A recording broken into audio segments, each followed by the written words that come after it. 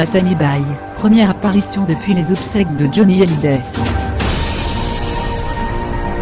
La dernière fois qu'elle a été vue, c'était lors de l'hommage national au père de sa fille Laura Smet.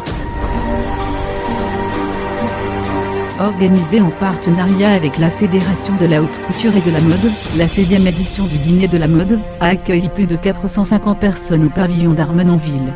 Depuis 2003, ce dîner permet de mobiliser le monde de la mode, du cinéma et des médias en faveur de la lutte contre le sida. L'événement a permis de collecter 800 000 € au profit de la lutte contre le sida. C'est la première fois qu'un tel montant est atteint. Une victoire à laquelle la grande Nathalie Baye a assisté, comptant parmi les invités de marque de cette année, et affichant un look particulièrement élégant. La promotion du très beau et puissant long métrage de Xavier Bourgois, Les Gardiennes, avait beaucoup accaparé Nathalie Baye à la fin de l'année dernière.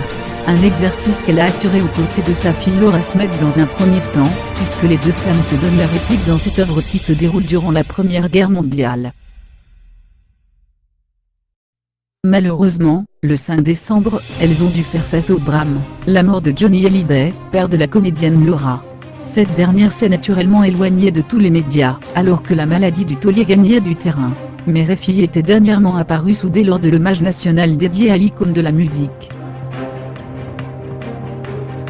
C'est en 1982 que Johnny Hallyday rencontre Nathalie Baye lors d'une émission télévisée de Mariti et Gilbert Carpentier. L'actrice est posée, peu familière de l'agitation médiatique qui entoure le chanteur. Le rocker adopte un nouveau style de vie, par s'installer avec sa compagnie à la campagne, dans les Yvelines. De leur amour naît Laura Smet en 1983.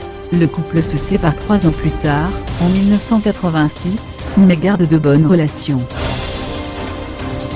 Dans Cosette il y a 2 ans, l'actrice confiait à propos du père de sa fille unique, « Il est désarmant, vous savez. Tout le contraire de ce qu'on pourrait penser. Il est très timide, charmant et peut s'avérer très drôle. On a bien ri ensemble. Elle prend sa défense, c'est quelqu'un pour qui j'ai beaucoup d'admiration. Je suis contente qu'il soit enfin reconnu pour ce qu'il est. Parce que je vous assure qu'à l'époque, j'en ai entendu des belles. Tout le monde se demandait ce que je foutais avec ce crétin. Enfin, les gens s'inclinent. Il a fini par avoir tout le monde. » Évidemment effondrée par la disparition de son père, et soutenue dans la peine par son amoureux Raphaël, Laura Smet est revenue ce 25 janvier sous les projecteurs, mais de façon très discrète. Elle a ainsi posté l'image d'un lion légendé en anglais qu'on pourrait traduire ainsi, « Plus la bataille est dure, plus la victoire est douce ».